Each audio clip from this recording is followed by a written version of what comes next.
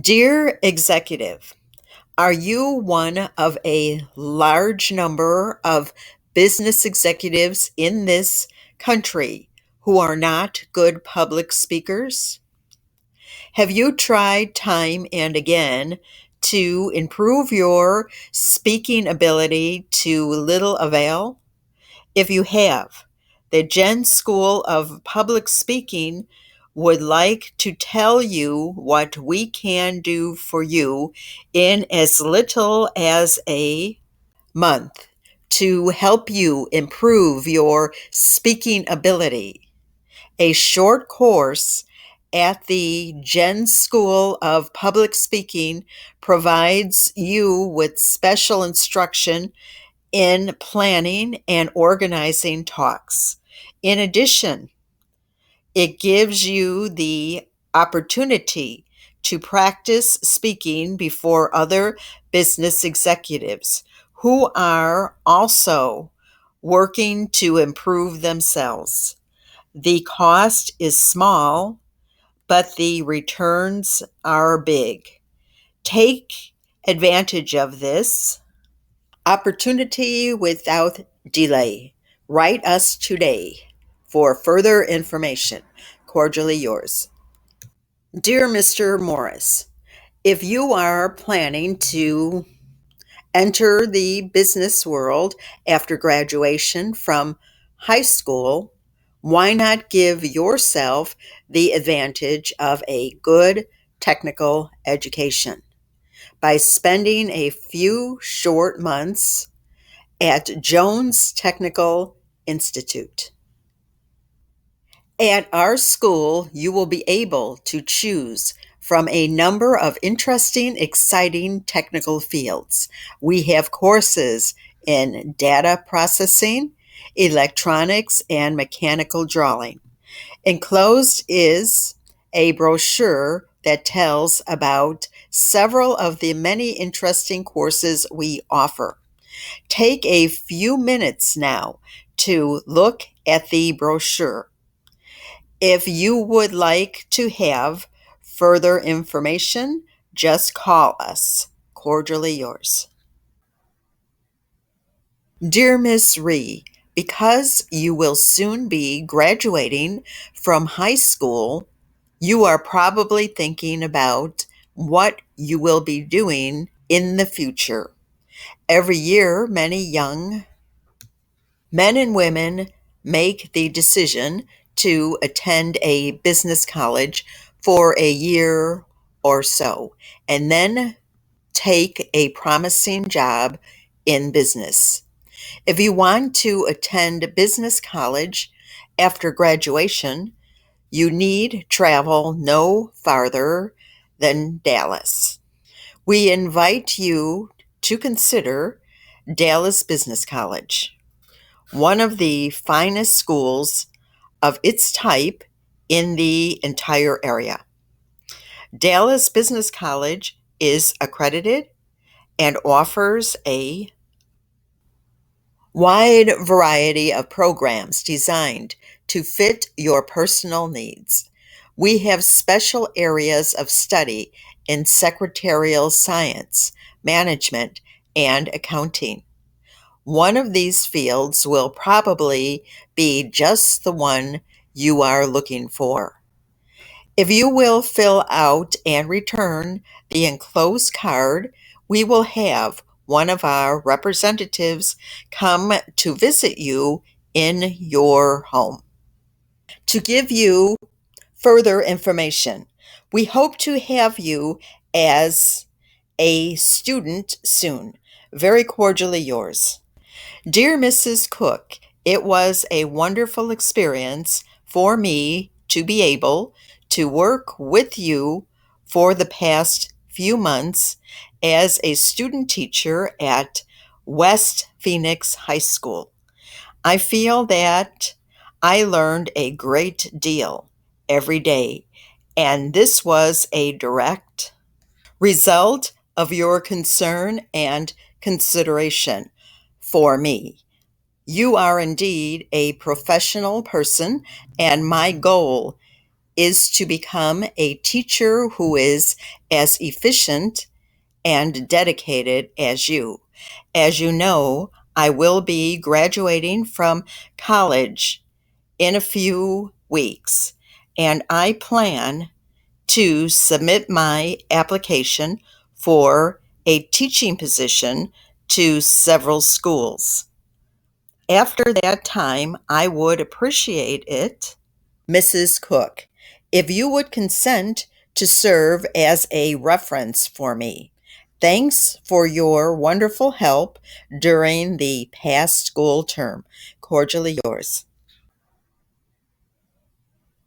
Dear friend, several years ago, the Portland School Board called for a board election to provide funds to build a new sports stadium for the public schools. At that time, the city faced many financial problems, and there was a great deal of opposition to any increase in taxes. The board issue was defeated by a narrow margin. Portland is now in better financial condition, and the school board has called another board election to try once again to get the approval of the voters. We need the assistance of every voter in the city. I hope you will give the matter a great deal of consideration and cast your ballot in favor of the board issue this year. The young people of this city are depending on you. It will give them a facility of unmatched excellence, and it will be a great asset to Portland. Sincerely yours. Dear friend, the Portland School Board is calling a board election in October to finance a new sports stadium for the public schools. I am sure you are aware of the need for a new stadium in the city. The old one was built many years ago, and it is badly in need of repair. Unfortunately, we would have to spend more to repair the old stadium than it would cost to build a new one. It seems that the logical thing to do is to construct a new facility. The school board has chosen a new site near the interstate highway that seems to be the best place for a new stadium. The young people of our city deserve your confidence and your assistance. Please give your support to help them obtain this new facility. Vote for the board issue in October. Very cordially yours. Dear Mr. Edwards, the citizens of our city will soon be asked to approve bonds to construct several new elementary schools throughout the city. As you may know, one of the schools is planned for our neighborhood. The residents of this area need a new school very much. During the past decade, the population in our neighborhood has increased greatly. There is only one school in the entire area, and it's badly overcrowded. We hope you will give your full support to this bond issue by asking all your friends to vote for it and by voting for it yourself. If you would like some illustrated leaflets outlining the tentative plans for the buildings, just let me know. I will be very happy to supply you with them. Sincerely yours. Dear Miss Cunningham, thank you very much for your letter telling me of your support for the upcoming bond issue to finish construction of several elementary schools in neighborhoods throughout the city. I have gone over the plans backwards and forwards, and I believe that construction of each of the schools is justified. I want you to know, Miss Cunningham, that I intend to vote for the issue and will encourage my friends to do so. If you are planning any meetings to disseminate information about the need for new school buildings, I hope you will invite me to attend. Sincerely yours. Dear friend, as you are aware, a school bond issue has been called for next month to finance the construction of several new elementary schools. Outwardly, the proposal seems to be a very good one.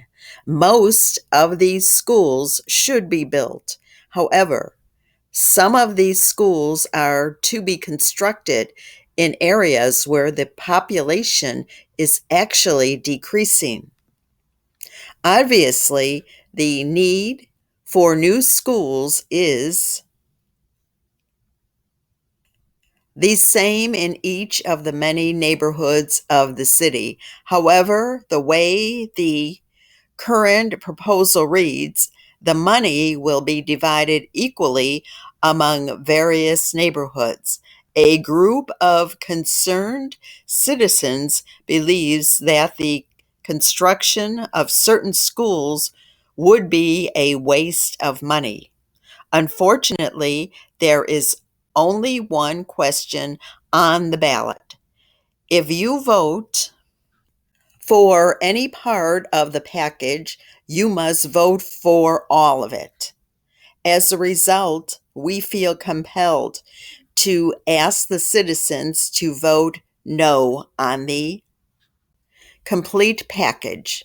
Between now and Election Day, we will be making a concerted effort to have the issue divided. In this way, we believe we can get the school board to call another bond issue in the near future to finance only those schools that are actually needed. Help keep our city from wasting money on unneeded school facilities. Vote no in the upcoming election. Yours truly. Dear Mrs. Lexington, as I am sure you are aware, there has been a great deal of opposition to the school bond issue that has been called for next month. The main problem seems to be that there is only one item on the ballot. The citizens must vote either for or against the complete package.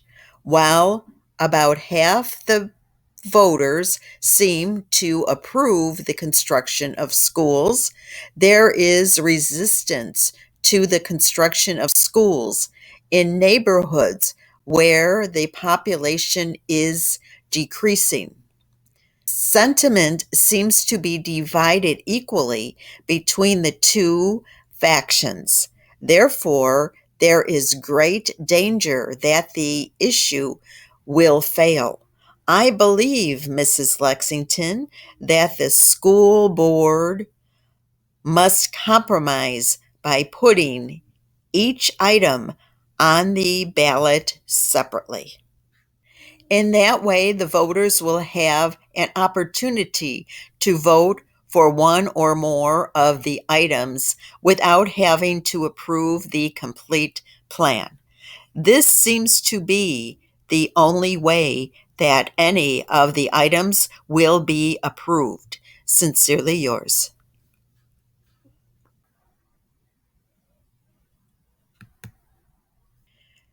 It has been said that the differences in people from various countries throughout the world are not caused by climate, natural resources, or other physical factors.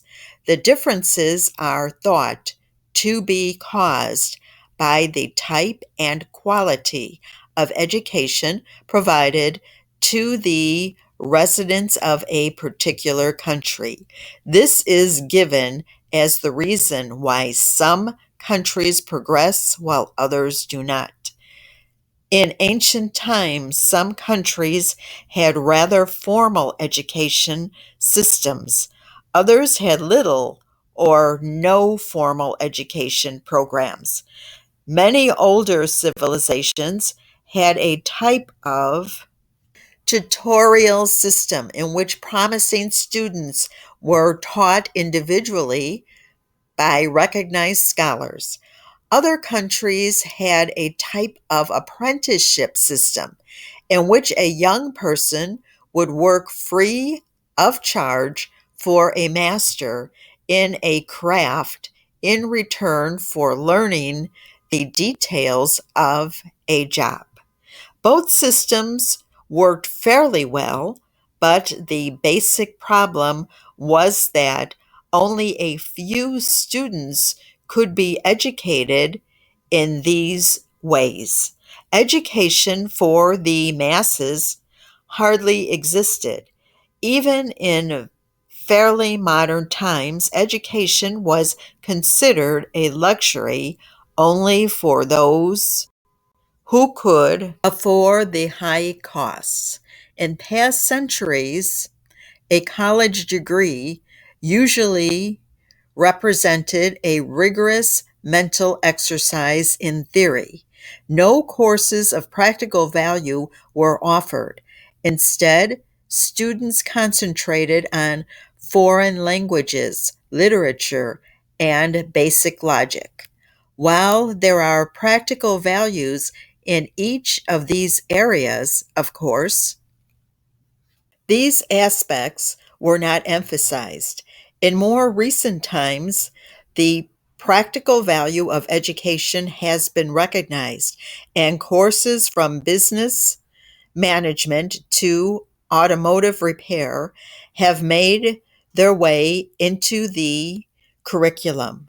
When courses such as business management began to appear in schools and colleges, many people felt that this type of education was of a low level. Students who studied business or any other type of practical subject were sometimes scorned. In more modern days, people have come to realize the great value in practical education. While educators are certainly not ready to give up the cultural courses of art, history, and literature, they have made room for courses of immediate financial value to students. Courses in secretarial administration, management, auditing, and other business fields are now ordinarily included in courses of study. Education is commonly recognized as a right of all students.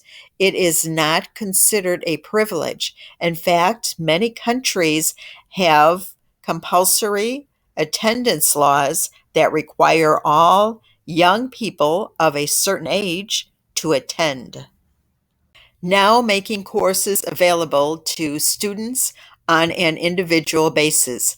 Teachers and administrators have worked diligently to prepare courses that students may take at times that are convenient to them and at a pace that is exactly right for them. And this type of program, the students do not have to stay with a class that is progressing either too fast or too slow. Each student can determine his or her own rate of progress. In all, students prefer to use this method.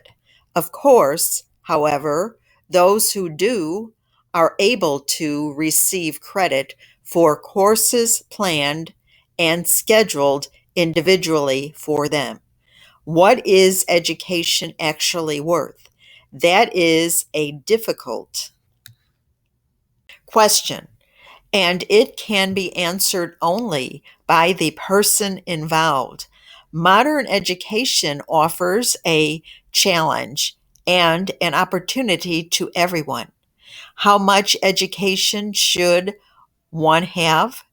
This, too, is a difficult question to answer, and in the long run, it must be answered individually. Many people contend that education lasts over a complete lifetime. Others feel that education ceases with the end of formal schooling. It all depends on the point of view. The person who awakens every day expecting to find something new and different that will enrich his or her life is a truly educated person.